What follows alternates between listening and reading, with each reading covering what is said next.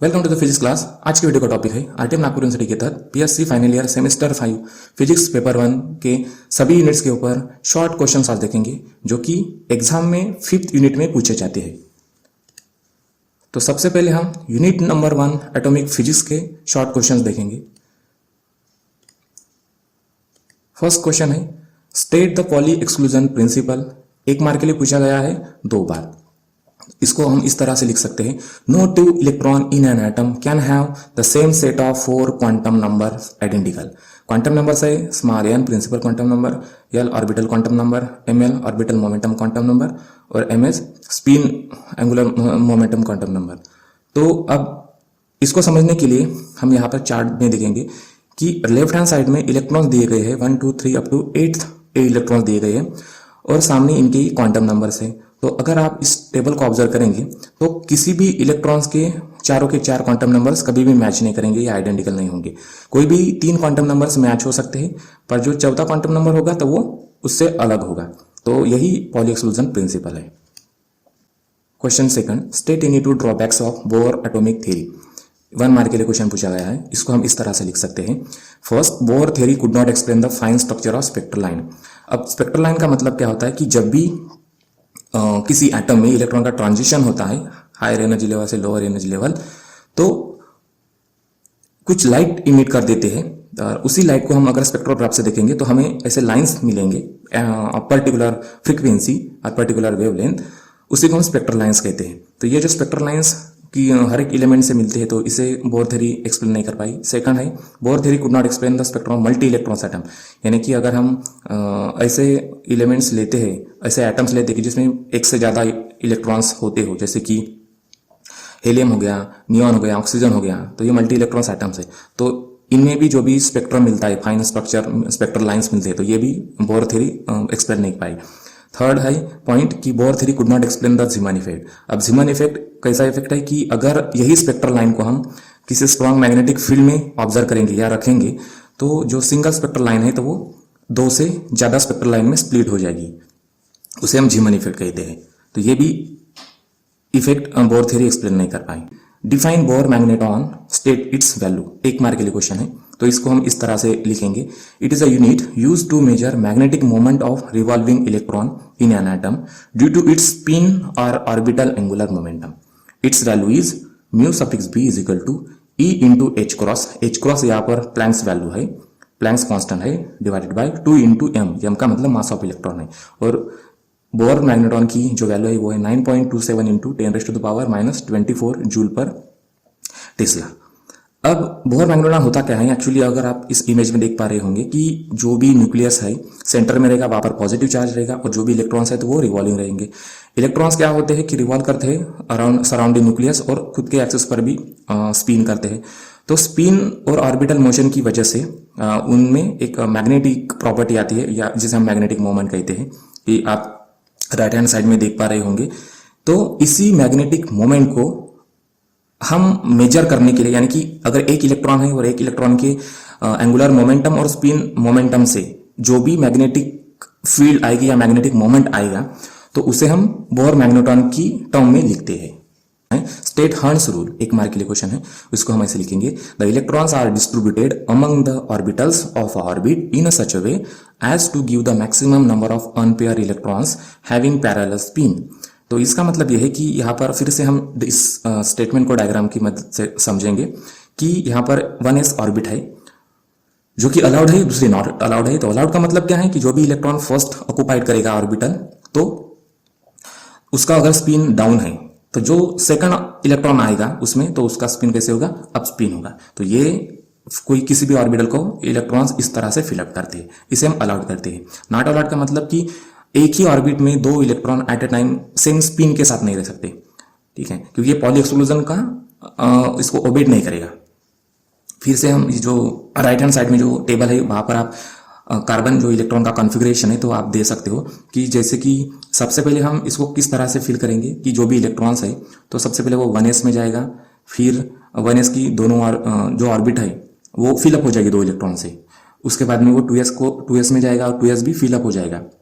उसके बाद में जो 2 इलेक्ट्रॉन्स बचे हुए हैं तो एक एक ऑर्बिट जो होगा वो ऑक्युपाइड करेगा और जो थर्ड ऑर्बिट है वो वैकेंट रहेगी। और अगर थर्ड इलेक्ट्रॉन आता है तो वो थर्ड ऑर्बिट में जाएगा, और जो फोर्थ आएगा तो वो फिर से फर्स्ट ऑर्बिट में जाएगा और अपोजिट स्पिन के साथ जाएगा। तो इस तरह से हर्ट्ज रूल बताता है। नेक्स्ट क्वेश्चन है, what is the main difference between normal and anomalous जीमन effect. 1 mark के लिए क्वेश्चन है, इसको हम इस तरह से लिख सकते हैं। नॉर्मल जीमन इफेक्ट का मतलब क्या होगा कि single spectral line is splitted into 2 और 3 component in strong magnetic field. इसका मतलब ये है कि आप इस डायग्राम में देख पा सकते हो कि एक मिडल वाले डायग्राम में देख पा सकते हो कि यहाँ पर कुछ स्पेक्ट्रल लाइंस है, और जैसे इन स्पेक्ट्रल लाइन को हम मैग्नेटिक फील्ड में रखते हैं तो एक स्पेक्ट्रल लाइन स्प्लिट हो जा रही है 2 या 3 कंपोनेंट्स में, तो इसी को हम नॉर्मल जीमन इफेक्ट करेंगे। एनोमलस जीमन इफेक्ट का मतलब क्या होगा? एनोमलस का मतलब abnormal, which is not normal. तो इसका मतलब यह है कि अगर इसी सिंगल स्पेक्ट्रल लाइन को हम मैग्नेटिक फील्ड में रखेंगे तो वो जो स्पेक्ट्रल लाइन है तो वो 3 से ज्यादा कंपोनेंट्स में स्प्लिट हो जाएगी। अगर हम इस स्पेक्ट्रल लाइन को वीक मैग्नेटिक फील्ड में रखेंगे, तो स्ट्रांग मैग्नेटिक फील्ड में रखेंगे तो एक सिंगल स्पेक्ट्रल लाइन 2 या 3 कंपोनेंट में स्प्लिट होगी, और यही स्पेक्ट्रल लाइन हम वीक मैग्नेटिक फील्ड में रखेंगे और उसको ऑब्जर्व करेंगे स्पेक्ट्रोग्राफ से, तो ये 3 या उससे ज्यादा कंपोनेंट में स्प्लिट होगी। नेक्स्ट क्वेश्चन है, what is stark effect. 1 mark के लिए पूछा गया है, तो इसको हम इस तरह से समझेंगे। Single spectral line is splitted into more than 2 component in uniform electric field. जैसे कि हमने जीमन इफेक्ट में देखा है कि जब भी हम स्पेक्ट्रल लाइन को स्ट्रॉन्ग मैग्नेटिक या वीक मैग्नेटिक फील्ड में ऑब्जर्व करते हैं थ्रू स्पेक्ट्रोग्राफ, तो हमें क्या दिखता है कि जो एक सिंगल स्पेक्ट्रल लाइन है तो वो स्प्लिट होती है 2 और 3 कंपोनेंट में। लेकिन स्टार्क इफेक्ट क्या होता है? सेम इफेक्ट है, यहां पर भी स्पेक्ट्रल लाइन स्प्लिट होती है 2 या 3 कंपोनेंट में, लेकिन अगर हम इस स्पेक्ट्रल लाइन को इलेक्ट्रिक फील्ड में, यूनिफॉर्म इलेक्ट्रिक फील्ड में अगर ऑब्जर्व करेंगे, तो अगर मैग्नेटिक फील्ड में ऑब्जर्व करेंगे तो इसी इफेक्ट को हम जीमन इफेक्ट करेंगे, और सेम इफेक्ट को हम यूनिफॉर्म इलेक्ट्रिक फील्ड में ऑब्जर्व करेंगे तो इसे स्टार्क इफेक्ट कहेंगे। नेक्स्ट क्वेश्चन है, state any 2 applications of जीमन effect. 1 mark के लिए क्वेश्चन है, तो इसे हम ऐसे लिखेंगे, 2 ही एप्लीकेशन बताना है। तो फर्स्ट एप्लीकेशन है न्यूक्लियर मैग्नेटिक रेजोनेंस स्पेक्ट्रोस्कोपी। जैसे कि आप नीचे डायग्राम में देख पा रहे हो कि यहाँ पर एक स्पिन, एक इलेक्ट्रॉन है जिसमें अगर इसमें फील्ड ही नहीं है तो क्या होगा कि जो स्पेक्ट्रल लाइंस है तो एक ही दिखाएगा। अगर हम इसे मैग्नेटिक फील्ड में रखेंगे तो यहाँ पर देख सकते हैं कि जो एनर्जी लेवल्स है तो वो स्प्लिटेड हो गई है, तो इसकी वजह से ही हमें स्पेक्ट्रल लाइंस फिर यानी कि जीमन इफेक्ट दिखता है। तो ये जो एनेमा स्पेक्ट्रोस्कोपी है तो ये जीमन इफेक्ट पेयर पर ही बेस है, ये इसी का प्रिंसिपल अप्लाई करती है। सेकंड है मैग्नेटिक रेजोनेंस इमेजिंग, जो कि हमें अगर हमारे ब्रेन की, ह्यूमन ब्रेन की अगर फंक्शनिंग कैसी होती है ये अगर देखना है तो हम मैग्नेटिक रेजोनेंस इमेजिंग इंस्ट्रूमेंट से निकालते हैं, जो कि जीमन इफेक्ट पर ही बेस है। नेक्स्ट क्वेश्चन है, what are the selection rules for intensities of spectral lines. 1 mark के लिए क्वेश्चन है, तो यहाँ पर हम सिलेक्शन रूल्स लिखेंगे। सबसे पहले देखिए कि फर्स्ट सिलेक्शन रूल क्या है कि जो भी स्पेक्ट्रल लाइन है अगर उसकी इंटेंसिटी मैक्सिमम होती है तो इसका मतलब क्या है कि उसमें जो चेंज आ रहा है, यानी कि डेल्टा एल इजिकल टू क्या होगा? +1 होगा, और डेल्टा जे इजिकल टू +1 ही होगा, यानी कि दोनों चेंज डेल्टा एल और डेल्टा जे दोनों +1 ही होने चाहिए, सेम होनी चाहिए, या फिर डेल्टा एल इजिकल टू -1 और डेल्टा जे इजिकल टू -1 ऐसे होना चाहिए। इसका मतलब ये है कि यहाँ पर आप डायग्राम में देख सकते हो कि जो भी स्पेक्ट्रल लाइंस है तो उनकी इंटेंसिटी यहाँ पर रेशो में दी गई है 9:1:5। 9:1:5 इसका मतलब क्या है? जो 9 वाली जो स्पेक्ट्रल लाइन है उसकी इंटेंसिटी सबसे ज्यादा है देन द अदर 2 इंटेंसिटी। तो इसका मतलब क्या है कि अगर यहाँ पर आप देख पा रहे हो कि ये जो स्पेक्ट्रल लाइन आई है तो ये इलेक्ट्रॉन के कौन से ट्रांजिशन से आई है? ये आई है 2d5/2। कहां पर आई है? 2p3/2। तो इसका अगर आप चेंज देखोगे, यानी कि 5/2 - 3/2 देखोगे तो कितना आएगा? 1 आएगा। और यहाँ पर जो d है, d के लिए l की वैल्यू क्या होती है? 2, और p के लिए वैल्यू होती है 1, तो 2 में से 1 गया, फिर से 1 आएगी। तो इसका मतलब क्या है कि यहाँ पर जो डेल्टा एल और डेल्टा जे की वैल्यू है वो सेम है। सेकंड है spectral line is least intense. अब कम से कम इंटेंसिटी कब रहेगी? अगर डेल्टा एल की वैल्यू +1 है और डेल्टा जे की वैल्यू -1 है, या फिर डेल्टा एल की वैल्यू -1 और डेल्टा जे की वैल्यू +1 है, तो इसी कंडीशन में ये जो स्पेक्ट्रल लाइन की इंटेंसिटी है वो कम से कम इंटेंस रहेगी। और मैक्सिमम इंटेंस कब रहेगी? जब डेल्टा एल और डेल्टा जे की वैल्यू सेम रहेगी। वो निगेटिव हो सकती है या फिर पॉजिटिव हो सकती है, इट डिपेंड्स। नेक्स्ट क्वेश्चन है, find the possible values of J for states in which L = 3 and S = 1/2। तो ये न्यूमेरिकल टाइप है, 1 मार्क के लिए क्वेश्चन पूछा गया है, तो इसको हम इस तरह से लिखेंगे। तो जे का मतलब क्या होता है, एल प्लस माइनस एस, ठीक है। तो हम यहाँ पर हमें एल की वैल्यू 3 दी गई है और एस की वैल्यू स्पिन जो है वो हाफ दिया गया है, तो हम यहाँ पर इस फार्मूले में पुट कर देंगे 3 प्लस माइनस हाफ। तो सबसे पहले हम प्लस कर देंगे क्योंकि दोनों यहाँ पर फंक्शंस यूज करना है इसलिए। तो सबसे पहले प्लस करेंगे, 3 प्लस हाफ करेंगे तो क्या आएगा 7/2 और माइनस करेंगे तो क्या आएगा 5/2। इसलिए यहाँ पर जे के जो पॉसिबल वैल्यूज है वो 2 ही है, 7/2 और 5/2। नेक्स्ट क्वेश्चन है find possible values of J for which L is equal to 3 and S is equal to 2। और ये जो ऊपर में जो हमने क्वेश्चन सॉल्व किया इसी तरह का ये क्वेश्चन है। यहाँ पर सिर्फ एस की वैल्यू यानी कि स्पिन चेंज हो गया है, तो इसको हम इस तरह से समझ सकते हैं। J is equal to same formula use करना है, एल प्लस माइनस एस। अब जो एल की वैल्यू है 3 है, एस की वैल्यू 2 है, तो हम इसे लिख लेंगे। तो क्या होगा, सबसे पहले एडिशन करना है, उसके बाद में सब्सट्रैक्शन करना है। तो 3 प्लस 2 कितने होंगे 5, यानी कि मैक्सिमम 5 है। 3 माइनस 2 कितने होंगे 1, यानी कि मिनिमम 1 है। तो 5 और 1 के बीच में जितने भी वैल्यूज आते हैं तो वो हम डायरेक्टली हम लिख सकते हैं, यानी कि क्या होगा 5 4 3 2 1। इसका मतलब यह है कि जे के कितने पॉसिबल वैल्यूज है 5 4 3 2 1, यानी कि 5 पॉसिबल वैल्यूज है। नेक्स्ट क्वेश्चन है right the selection rule for the spectral lines. 1 mark के लिए क्वेश्चन है, इसको हम इस तरह से लिखेंगे। फर्स्ट सिलेक्शन रूल है change in value of L is plus minus 1, यानी कि डेल्टा एल चेंज कितना होना चाहिए प्लस माइनस 1 होना चाहिए। इसका मतलब यह है कि जो भी डी ऑर्बिट है, डी ऑर्बिट के लिए एल की वैल्यू होती है 2 और पी ऑर्बिट के लिए एल की वैल्यू होती है 1। तो 2 में से 1 गया, प्लस 1 आया, यानी कि वैलिड है, यानी कि डी ऑर्बिट से पी ऑर्बिट में ट्रांजिट करेगा तो आपको स्पेक्ट्रल लाइन मिलेगी। दूसरा है चेंज इन वैल्यू ऑफ जे, 0 और प्लस माइनस 1 होना चाहिए, यानी कि जे की वैल्यू का मतलब क्या है कि देखो यहाँ पर जो इलेक्ट्रॉन है तो उसकी जो डी ऑर्बिट है उसके 5/2 एनर्जी लेवल से आ रहा है वो, तो 5/2 से वो 3/2 पे जंप करेगा, यानी कि 5/2 में से 3/2 चले गए तो आएगा 1, तो ये भी वैलिड है। आप सबसे नीचे डायग्राम में देखेंगे कि यहाँ पर डेल इज इक्वल टू 0, यानी कि फॉरबिडन आ रहा है, ठीक है। इसका मतलब क्या है कि यहाँ पर जे की वैल्यू कितनी है, डी ऑर्बिट के जो एनर्जी लेवल है उसकी 5/2 है। कहाँ पर जंप किया है उसने, पी ऑर्बिट के 1/2, तो 5/2 माइनस 1/2 कितना आएगा 2 आएगा, यानी कि ये वैलिड है ही नहीं। तो ये सिलेक्शन रूल, स्पेक्ट्रल लाइन के सिलेक्शन रूल से हमें ये पता चलेगा कि इलेक्ट्रॉन के कौन से ऑर्बिट में ट्रांजिशन करने के बाद में हमें स्पेक्ट्रल लाइंस दिखेंगी। नेक्स्ट यूनिट है हमारा unit number 2 free electron theory. इसका क्वेश्चन नंबर 1 है calculate the number of collisions per second of a molecule of a gas having mean free path 1.876 into 10⁻⁷ metre if average speed of molecule is 511 metre per second. 1 mark के लिए 2 बार पूछा गया question है, तो हम इसे इस तरह से समझेंगे कि एक्चुअली यहाँ पर हमें क्या निकालना है कि 1 सेकंड में जो भी ये मॉलिक्यूल्स, गैस के मॉलिक्यूल्स है, कितने कोलिजन कर सकते हैं, और ये निकालने के लिए हमें मीन फ्री पाथ दिया गया है और एवरेज स्पीड दी गई है। तो मीन फ्री पाथ का मतलब क्या होगा कि जब भी यहाँ पर आप इमेज में देख सकते हो कि जो भी इलेक्ट्रॉन्स है ना, तो वो रैंडम मोशन में मूव कर रहे हैं एक डायरेक्शन में। तो जब भी ये इधर उधर घूमेंगे तो एक दूसरे मॉलिक्यूल्स के साथ में टकराएंगे, कोलाइड करेंगे, और जब भी ये किसी को मॉलिक्यूल को टकराने के बाद में फिर से दूसरी डायरेक्शन में जाएंगे दूसरे मॉलिक्यूल को टकराने के लिए, तो ये स्ट्रेट डिस्टेंस या ट्रैवल करते हैं, जो आप इमेज में भी देख सकते हो। तो यानी कि 2 कोलिजन के बीच में जो भी स्ट्रेट डिस्टेंस होगा उसी को हम मीन फ्री पाथ कहते हैं, जो कि दिया गया है। और इनकी स्पीड यानी कि मूव होने की या घूमने की स्पीड जो है वो भी दी गई है। तो हम ये दोनों जो भी क्वांटिटी दी गई है उसमें से हम उसका यूज करके हम नंबर ऑफ कोलिजन निकाल लेंगे। तो इसको हम इस तरह से लिखेंगे, गिवन जो भी दिया गया data mean free path lambda है 1.876 into 10⁻⁷ मीटर, एवरेज स्पीड दी गई है 511 मीटर पर सेकंड। अब नंबर ऑफ कोलिजन पर सेकंड निकालना है, यानी कि स्मॉल एन की वैल्यू। सो हमारे लिए फार्मूला है नंबर ऑफ कोलिजन निकालने के लिए क्या है, n is equal to velocity divided by lambda, ठीक है। तो अब यहाँ पर जो भी वैल्यूज है एवरेज वेलोसिटी की वो पुट कर देंगे और लैम्बडा की वैल्यू पुट कर देंगे। अब यहाँ पर देखिए कि जो भी डिनोमिनेटर है यहाँ पर 10⁻⁷ है, उसे न्यूमरेटर में लेके आएंगे तो वो पॉजिटिव हो जाएगा, यानी कि 10⁻⁷। सो 511 को 1.876 से डिवाइड कर देंगे।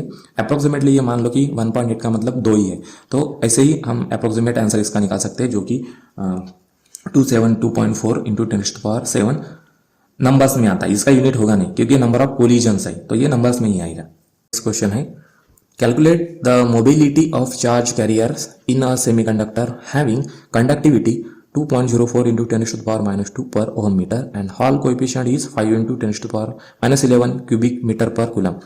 अब जो भी डेटा है वो लिख लेंगे, गिवन कंडक्टिविटी दी गई है, हॉल कोएफिशिएंट दिया गया है और मोबिलिटी निकालना है। ये जो न्यूमेरिकल है वो हॉल इफेक्ट के ऊपर बेस्ड है। तो मोबिलिटी का फार्मूला है mu equal to sigma into R H. अब सिग्मा और आर एच की जो भी वैल्यू है वो पुट कर देंगे और इसे सॉल्व कर देंगे। यहाँ पर देखिए कि पावर में -2 है और -11 है। -2 और -11 को मिला देंगे तो कितना होगा, -13। और जो 5 इंटू 2.04 को मल्टीप्लाई कर देंगे तो होगा वो 10.2 into 10⁻⁻13 metre square plus volt second. तो ये हमारा फाइनल आंसर होगा। नेक्स्ट क्वेश्चन है state importance of Hall effect. 1 mark के लिए क्वेश्चन पूछा गया है 2 बार। तो फर्स्ट इसका इंपॉर्टेंस है कि sign of charge carrier is determined. इसका मतलब क्या है कि एक्चुअली देखिए हॉल इफेक्ट क्या होता है कि अगर हमारे पास में कोई एक सेमीकंडक्टर का मटेरियल है, ठीक है, और सेमीकंडक्टर मटेरियल्स में उसमें जो उसके जो 4 साइड्स होंगे तो किसी 2 साइड्स में हम क्या कर देंगे, करंट को पास कर देंगे और जो 2 साइड्स है उसमें फिर परपेंडिकुलर मैग्नेटिक फील्ड में रख देंगे। तो क्या होगा, जो भी करंट है, ठीक है, तो ड्यू टू मैग्नेटिक फील्ड जो चार्जेस है वो सेपरेट हो जाएंगे, किसी दूसरे साइड के ऊपर में वो पोलैरिटी बनाएंगे या पोटेंशियल बनाएंगे। इसको हम क्या कहते हैं, हॉल पोटेंशियल कहते हैं। तो ये हॉल इफेक्ट का इंपॉर्टेंस क्या है कि जो भी चार्ज सेमीकंडक्टर होता है तो वो एक तो पी टाइप सेमीकंडक्टर है या एन टाइप सेमीकंडक्टर है, ये डिटरमाइन करने के लिए हॉल इफेक्ट यूज होता है। दूसरा कि जो मोबाइलिटी है चार्ज कैरियर की, यानी कि वो इलेक्ट्रॉन हो सकते हैं या होल हो सकते हैं। होल का मतलब एब्सेंस ऑफ इलेक्ट्रॉन, जिसका चार्ज पॉजिटिव होता है। तो वो पी टाइप मटेरियल है या एन टाइप मटेरियल है, ये भी फाइंड आउट करने के लिए हॉल इफेक्ट का यूज होता है। नेक्स्ट क्वेश्चन है define mean free path of a free electron. 1 mark के लिए क्वेश्चन है, तो इसे हम ऐसे लिखेंगे the average distance travel by electron between successive collision. यहां पर आप देख पा रहे होंगे कि जो भी इलेक्ट्रॉन्स है तो वो रैंडमली इधर से उधर कोलाइड कर रहे हैं एक दूसरे के साथ में।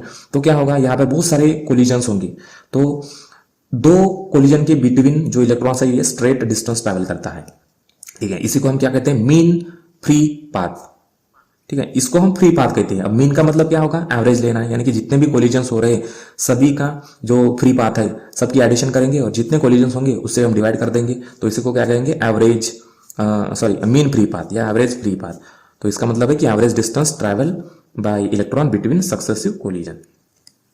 नेक्स्ट क्वेश्चन है स्टेट ब्लॉक थ्योरम, ठीक है। ब्लॉक थ्योरम का मतलब क्या है, it is a solution to Schrodinger equation in a periodic potential takes the form of plane wave modulated by a periodic function. इसका मतलब ये है कि अगर हम देखेंगे ना, कोई भी क्रिस्टल देखेंगे तो क्रिस्टल में क्या है, यहाँ पर आप देख सकते हो कि यहाँ पर एक आयंस है, आयंस, जिसकी वजह से यहाँ पर आयनिक पोटेंशियल होगा, ठीक है। तो जब भी यहां से इलेक्ट्रॉन ट्रैवल करेगा तो वो क्या करेगा कि इस चार्ज का पोटेंशियल फील करेगा, ठीक है। तो ये जो पोटेंशियल होता है ये कैसे होता है, पेरियोडिक होता है। यानी कि आप इस ऊपर वाले डायग्राम में देख पा रहे होंगे कि यूनिट सेल फंक्शन का मतलब ये कैसे पेरियोडिक है, ठीक है। ये क्योंकि पोटेंशियल यहाँ पर पेरियोडिक है इसलिए ये यूनिट सेल का जो फंक्शन है ये आपको पेरियोडिक दिख रहा है। और एनवलप का मतलब क्या है कि जो वेव नेचर है इलेक्ट्रॉन का वो कैसे है, आप देख पा रहे होंगे कि वो एक्सपोनेंशियल है, ठीक है। तो एक्सपोनेंशियल और ये यूनिट सेल का वेव फंक्शन जब कंबाइन करेंगे तो हमें क्या मिलेगा, ब्लॉक फंक्शन मिलेगा, जो कि आप फिर से इस डायग्राम से समझ सकते हो इसको। तो यही इसका मतलब है कि ये श्रोडिंगर इक्वेशन है जो कि पीरियोडिक पोटेंशियल में दिया गया है और जो प्लेन वेव फॉर्म बनाता है जो कि पीरियोडिक फंक्शन से मॉड्यूलेटेड होता है। मॉड्यूलेटेड का मतलब क्या है कि वो एक्चुअली कैरी करता है उस वेव फंक्शन को, ठीक है, जो कि पीरियोडिक है। नेक्स्ट क्वेश्चन है what do you mean by energy band. अब एनर्जी बैंड का मतलब क्या होता है, बैंड का मतलब इट इज अ बंच, ठीक है। यहाँ 1 से ज्यादा 2 से ज्यादा का मतलब बैंड। तो इसको हम इस तरह से लिखेंगे a large number of closely space energy levels in a very small energy range. अब यहाँ पर देख पा सकते हो कि यहाँ पर 2 डायग्राम्स है, एक आइसोलेटेड एटम की और दूसरा एटम्स इन सॉलिड की।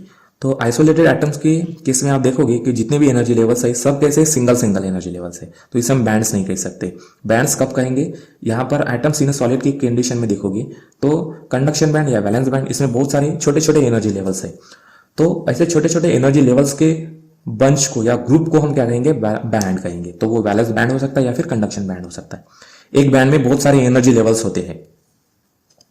नेक्स्ट क्वेश्चन है डिफाइन फर्मी टेम्परेचर। 1 मार्क के लिए क्वेश्चन 2 बार पूछा गया है। सो फर्मी टेम्परेचर का मतलब क्या होता है? It is the ratio of Fermi energy at absolute zero to the Boltzmann constant k.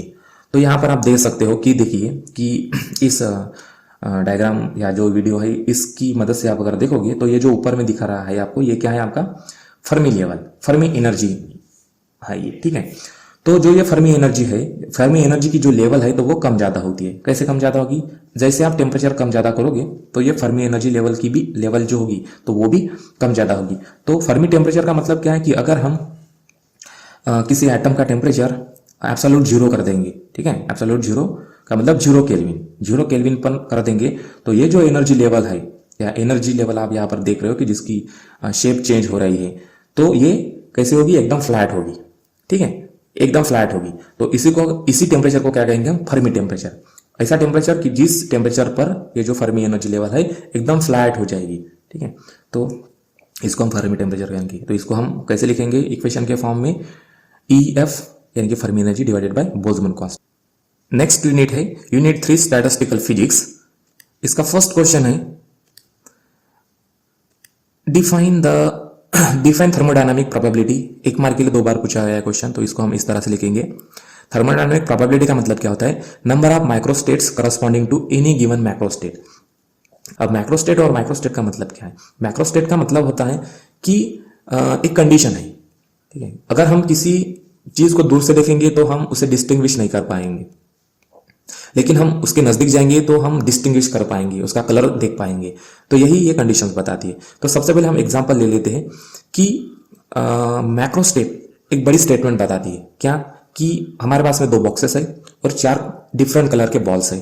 तो कंडीशन क्या है, यानी कि मैक्रोस्टेट क्या है कि एक बॉक्स में 3 बॉल होनी चाहिए और दूसरे बॉक्स में कोई भी एक बॉक्स चलेगा, ठीक है। तो ये मैक्रोस्टेट की कंडीशन है। तो इसमें कितने ऐसे कॉम्बिनेशंस होंगे कि हम एक बॉक्स में 3 बॉल रखेंगे और दूसरे बॉक्स में 1 बॉल रखेंगे, तो ऐसे कितने कॉम्बिनेशन होंगे? तो ये हमें माइक्रोस्टेट बताता है। हम यहाँ पर 4 कॉम्बिनेशन देखेंगे, कैसे कि एक बॉल में हम रेड बॉल रखेंगे और बाकी बॉक्स में दूसरे कलर के बॉल रखेंगे। फिर से नेक्स्ट कॉम्बिनेशन क्या होगा कि हम ग्रीन बॉल रखेंगे एक बॉक्स में और बाकी बॉल्स दूसरे बॉक्स में रखेंगे। थर्ड कॉम्बिनेशन ऐसे होगा कि पहले बॉक्स में हम ब्लू बॉल रखेंगे और बाकी कलर्स के बॉक्स दूसरे बॉक्स में रखेंगे। और लास्ट कॉम्बिनेशन क्या होगा कि हम जो येलो कलर का बॉक्स है वो पहले बॉक्स में रखेंगे और बाकी कलर के बॉक्स हम दूसरे बॉक्स में रखेंगे। तो इस तरह से ये कितने कॉम्बिनेशंस हो सकते हैं, तो ये हमें माइक्रोस्टेट से पता चलता है। नेक्स्ट क्वेश्चन है एक्सप्लेन फेज स्पेस। एक मार्क के लिए 2 बार पूछा गया है। फेज स्पेस का मतलब क्या होता है? It is a combination of position space and momentum space is called phase space. अब देखिए कि फेज स्पेस क्या होता है। जो भी हम देखते हैं वो है हमारा रियल स्पेस। अब ये जो आप इस डायग्राम में या इस वीडियो में देख पा रहे होंगे कि जो लेफ्ट हैंड साइड का जो एक ग्राफ है उसमें एक ऑसिलेशन हो रहा है, एक जो पार्टिकल है वो ऑसिलेट कर रहा है, यानी कि ऊपर या नीचे जा रहा है एक सीधी स्ट्रेट लाइन में, ठीक है। यही मोशन को हम अगर फेज स्पेस में ड्रॉ करेंगे, फेज स्पेस का मतलब एक्स एक्सिस पर होगा मोमेंटम और वाई एक्सिस पर होगा पोजीशन। तो ऐसे हम ग्राफ प्लॉट करेंगे तो हमें क्या मिलेगा? एक इलिप्स मिलेगा, या सर्कुलर या फिर इलिप्टिकल, ऐसे एक ज्योमेट्री मिलेगी। तो यह एक किसी भी पार्टिकल को मोशन, किसी के पार्टिकल की मोशन को समझने का एक अच्छा सा एक तरीका है। नेक्स्ट क्वेश्चन है state the principle of प्रायोरी probability. फिर से एक मार्क के लिए क्वेश्चन 2 बार पूछा गया है। इसको हम ऐसे लिखेंगे in equilibrium all the accessible states are equally probable. जैसे कि हमने ये वाला जो एग्जांपल है ये पहले ही इसको देख लिया था, तो फिर से हम देखेंगे। देखो, एक हम कंसिडर करते हैं कोई कंडीशन, मैक्रोस्टेट की कंडीशन क्या है? 3 1। 3 का मतलब एक बॉक्स में 3 बॉल्स रहेंगे और दूसरे बॉक्स में 1 बॉल रहेगा। तो जितने भी यहां पर माइक्रोस्टेट्स है, यानी कि 4 माइक्रोस्टेट यानी कि 4 कॉम्बिनेशन है, और जितने 4 कॉम्बिनेशन है हर एक के लिए सेम प्रोबेबिलिटी है, क्योंकि हम कंडीशन क्या रख रहे हैं कि एक बॉक्स में 1 बॉल और दूसरे बॉक्स में फिर बाकी के बॉल्स। तो इसलिए चारों आप कंडीशन देखेंगे, ठीक है, या जो भी पॉसिबिलिटीज है वो देखेंगे, तो चारों में एक ही कंडीशन लग रही है। इसलिए चारों जो माइक्रोस्टेट्स है सभी की जो प्रोबेबिलिटी होगी वो कैसी होगी? इक्वल प्रोबेबिलिटी होगी। तो यही प्रिंसिपल ऑफ प्रायोरिटी है। नेक्स्ट क्वेश्चन है right any 2 postulates of statistical mechanics. एक मार्क के लिए क्वेश्चन है, इसको हम ऐसे लिखेंगे, 2 ही पोस्टुलेट्स लिखना है। तो फर्स्ट पोस्टुलेट्स है all the cells in phase space are of equal size. इसका मतलब क्या है कि इस डायग्राम में आप देख सकते हो कि जो राइट हैंड साइड की है कि यहाँ पर हमने स्क्वायर या रेक्टेंगुलर शेप की फेस स्पेस निकाला है। फेस स्पेस में क्या होगा, एक मोमेंटम होगा, एक डायरेक्शन, एक साइड मोमेंटम की होगी और दूसरी साइड होगी पोजीशन की। तो यहाँ पर जो भी कलर सेल्स देख पा रहे हो ये है आपका सेल्स है, फेस स्पेस के सेल्स है। तो जितने भी सेल्स होंगे सबका जो डायमेंशन होगा या साइज होगा वो इक्वल होगा। ये एक फर्स्ट पोस्टुलेट है स्टैटिस्टिकल मैकेनिक्स का। सेकंड पोस्टुलेट्स क्या है कि all accessible microstates corresponding to possible macrostates are equal probable. जैसे कि हमने प्रीवियस क्वेश्चन में इसको देख लिया था कि यहाँ पर 4 पॉसिबिलिटीज है, यानी कि 4 माइक्रोस्टेट्स है। तो जितने भी पॉसिबिलिटीज है हर एक की प्रोबेबिलिटी सेम रहेगी, इक्वल रहेगी। नेक्स्ट क्वेश्चन है what is mu space. Mu space क्या है? अब म्यू स्पेस का मतलब क्या होगा, ये फेज स्पेस ही है लेकिन यहां पर 3 पोजीशन कोऑर्डिनेट्स रहेंगे और 3 मोमेंटम कोऑर्डिनेट्स रहेंगे, यानी कि 3 डायमेंशनल रहेगा। इसको हम क्या कहेंगे, म्यू स्पेस। नेक्स्ट क्वेश्चन है calculate the probability that in tossing a coin 5 times we get 3 heads and 2 tails. अब इसको इस तरह से समझेंगे कि हमारे पास में 5 एक कॉइन है, उसको 5 बार ऐसे उछलेंगे तो क्या होगा, उसमें हेड या टेल आ सकती है। लेकिन यहां पर प्रोबेबिलिटी किसकी निकालनी है कि जब भी हम 5 बार कॉइन को उठाएंगे, टॉस करेंगे, तो हमें 3 बार हेड्स और 2 बार टेल्स मिलने की प्रोबेबिलिटी क्या है, ये हमें निकालना है। तो हम इसे इस तरह से समझेंगे। गिवन देखिए कि नंबर ऑफ टाइम्स कितने हैं, 5 बार हमें उठाना है। हेड्स कितने आने चाहिए, 2, और टेल्स कितनी चाहिए, 3। फार्मूला क्या होगा, 1/2 to the power n into C R N. तो इसको ऐसे लिखेंगे 1/2 to the power n into n factorial divided by r factorial into n minus r factorial. तो n की वैल्यू जो भी है 5 फैक्टोरियल लिख लिया। अब हेड कितने हैं, 2 फैक्टोरियल, टेल्स कितने हैं, वो 3 फैक्टोरियल हमने लिख लिया। उसके बाद में फिर 5 फैक्टोरियल को हम क्या करेंगे, उसको सिंप्लीफाई करेंगे। देखो नीचे में क्या है, डिनोमिनेटर में है 3 फैक्टोरियल, तो और है 2 फैक्टोरियल, तो हम 2 फैक्टोरियल तक उसको सॉल्व कर देंगे। 5, 4, 3 यानी 2 फैक्टोरियल। तो 2 फैक्टोरियल और 2 फैक्टोरियल तो ये कैंसिल हो ही जाएगा। इसके बाद में फिर हम क्या करेंगे कि हमें फाइनल मिलेगा 5 इंटू 4 इंटू 3, क्योंकि यहाँ पर 2 फैक्टोरियल तो कैंसिल हो जाएगा। अब बचे 3 फैक्टोरियल को हम 3 इंटू 2 ऐसे भी सॉल्व कर सकते हैं। तो और 2 टू द पावर 5 का आंसर होगा 32, और इसको जब सॉल्व करेंगे तो हमें मिलेगा 10/32, और इसका आंसर होगा 0.3125। इतनी इसकी प्रोबेबिलिटी होगी।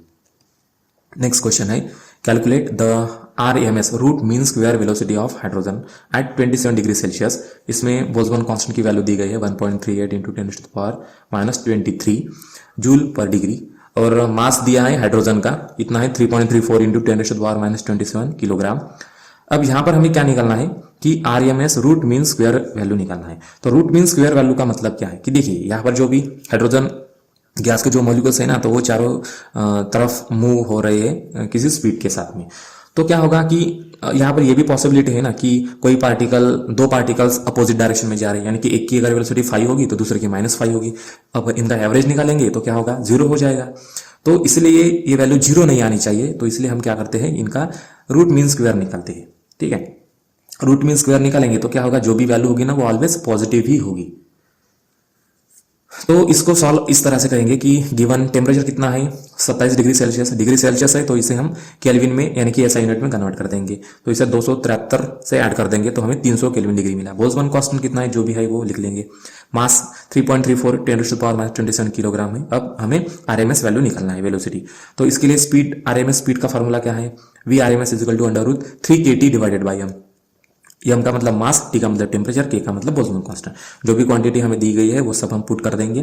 पुट करने के बाद क्या करेंगे, यहाँ पर डिनोमिनेटर में -27 है, उसको हम न्यूमरेटर में लेके जाएंगे तो वो प्लस हो जाएगा।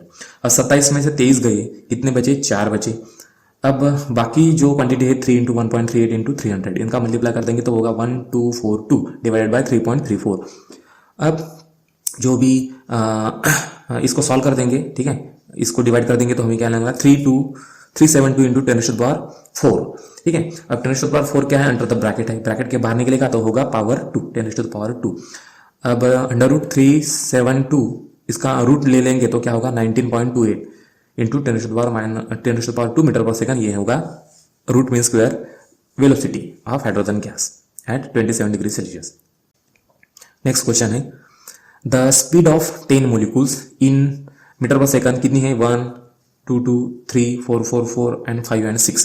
Calculate most probable speed of these molecules. तो यहाँ पर 10 मोलिकुल्स है और जिनकी स्पीड दी गई है, यानी कि हम यहाँ से देखो मोस्ट प्रोबेबल स्पीड का मतलब क्या है बताएं। आउट ऑफ 10 मोलिकुल्स है, 10 में से जो 4 मोलिकुल्स है उनकी स्पीड कितनी है 444, यानी कि 4 मीटर पर सेकंड, यही हाईएस्ट स्पीड है।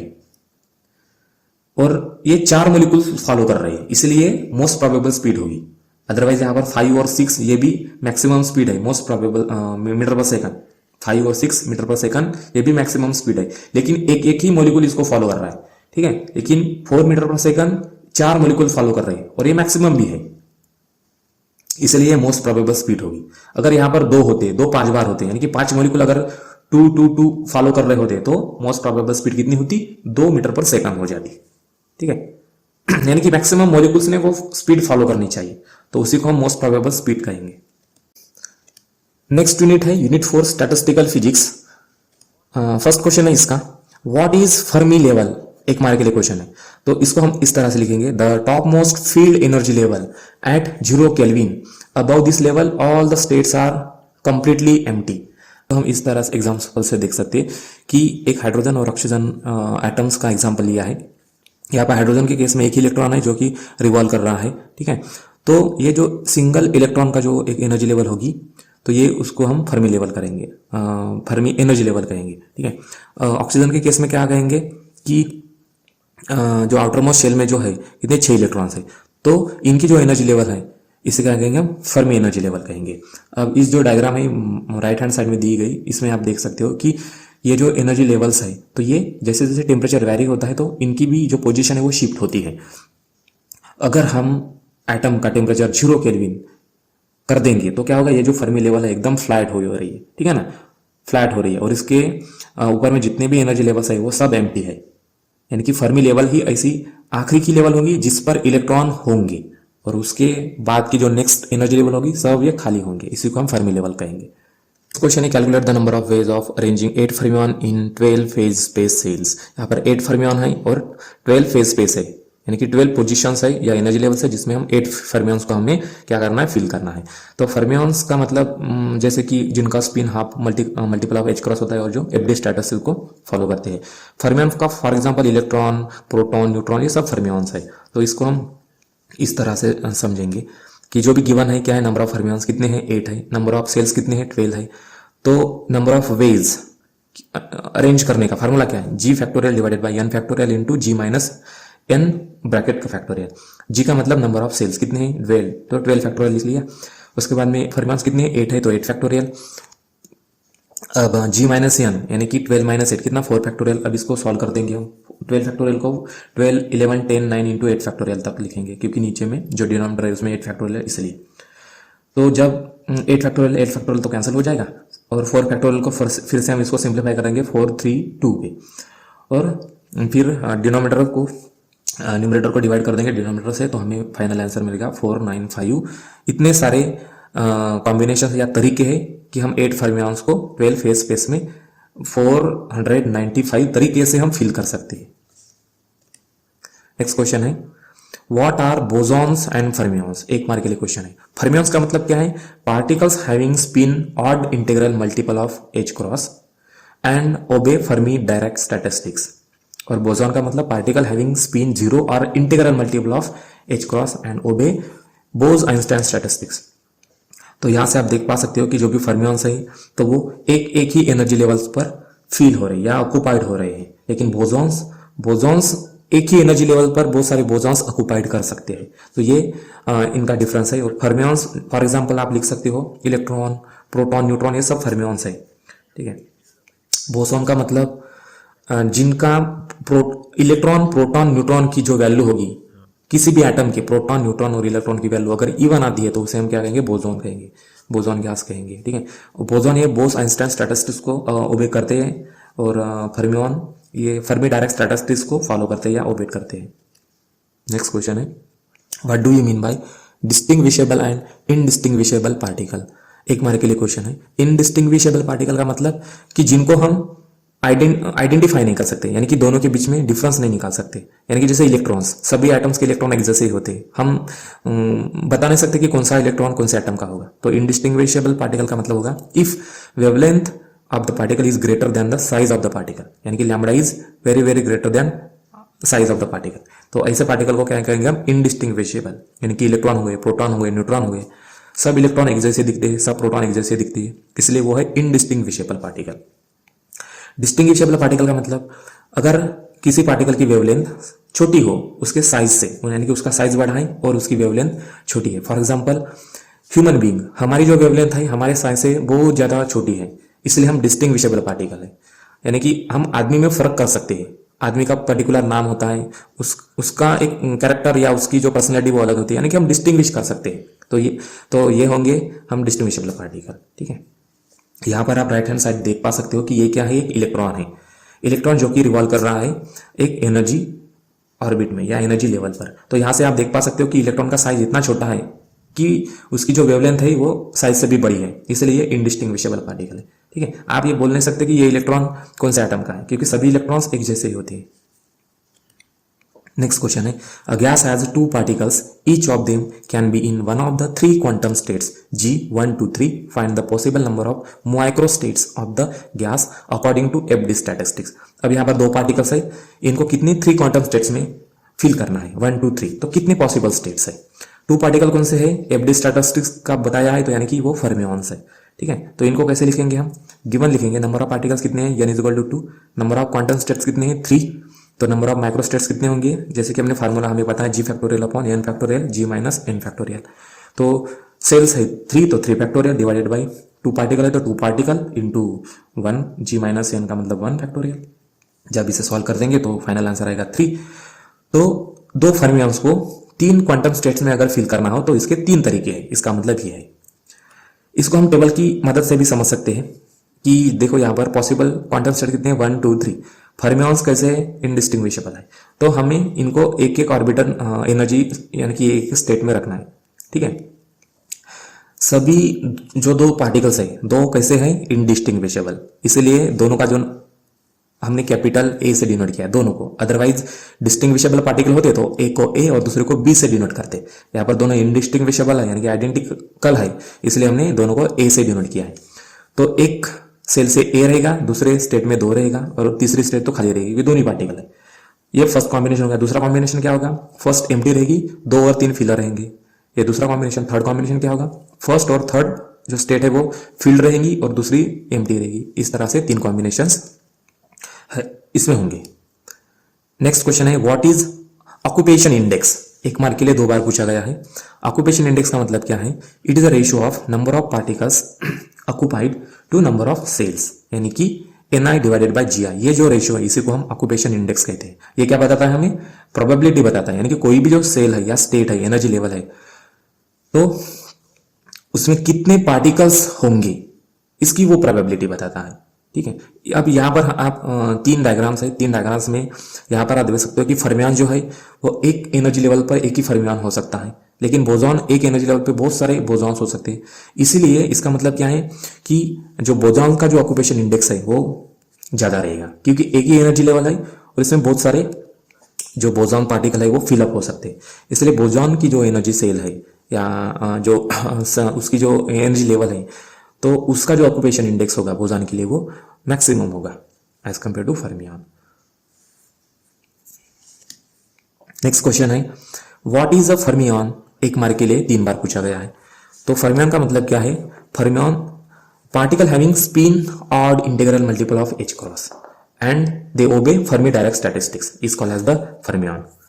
ठीक है, फर्मियॉन का मतलब इलेक्ट्रॉन है, प्रोटॉन है, न्यूट्रॉन है, ये सब फर्मियॉन्स है, क्योंकि जिनका इनका स्पिन कैसे होता है, ऑड इंटीग्रल मल्टीपल, ऑड का मतलब 1। नेक्स्ट क्वेश्चन है, the Fermi energy of free electron in silver is 5.51 electron volt, calculate the Fermi temperature. Boltzmann constant दिया गया है, इसमें हमें फर्मी टेम्परेचर निकालना है, तो इसको लिखेंगे बोल्ट्जमैन, गिवन जो भी है वो क्वांटिटी लिख लेंगे, बोल्ट्जमैन कांस्टेंट दिया गया है। फर्मी एनर्जी दी गई है इलेक्ट्रॉन वोल्ट में, तो उसे जूल में कन्वर्ट कर देंगे। जूल में कन्वर्ट करने के लिए जो भी इलेक्ट्रॉन वोल्ट में क्वांटिटी दी है उसे 1.6 इंटू 10⁻⁻19 से मल्टीप्लाई करना पड़ेगा, तो हमें जूल में उसकी क्वांटिटी मिल जाएगी। अब फर्मी टेम्परेचर निकालना है, उसके लिए फार्मूला है फर्मी टेम्परेचर निकालने का, क्या है, EF divided by K। EF का मतलब Fermi energy in joule divided by Boltzmann constant. तो ये वैल्यू हम फिल कर देंगे इसमें। तो अब यहाँ पर देखिए कि जो डिनोमिनेटर है उसमें है -23। 23 जब न्यूमरेटर में चला जाएगा तो वो पॉजिटिव होगा, 23 में से 19 गए, कितने बचे? 4 बचेंगे। अब 8.8 डिवाइडेड बाई 1.38 इसको डिवाइड कर देंगे तो आंसर होगा 6.37 इंटू 10⁴ केल्विन। तो इतना उसका फर्मी टेम्परेचर होगा इलेक्ट्रॉन गैस का। नेक्स्ट क्वेश्चन है, a gas has only 2 distinguishable and identical particle obeying एब्री statistics, how can these particle be arrange in 3 quantum states? कितने पार्टिकल है? 2। स्टेट्स कितने हैं? 3। कौन सा स्टैटिस्टिक्स है? एब्री स्टैटिस्टिक्स। तो हम एब्री स्टैटिस्टिक्स का फार्मूला यहाँ पर अप्लाई करेंगे। तो नंबर ऑफ पार्टिकल कितने हैं? n is equal to 2। Number of quantum states 3 है। Number of ways of arranging particle कितना होगा? ये फार्मूला है GI factorial upon NI factorial into GI minus NI factorial. इस तरह का क्वेश्चन हमने पहले भी इसको अटेम्प्ट किया हुआ है, तो सेम तरह का ये भी क्वेश्चन है जिसमें 2 फर्मियन को 3 क्वांटम स्टेट में अरेंज करने के 3 तरीके होंगे।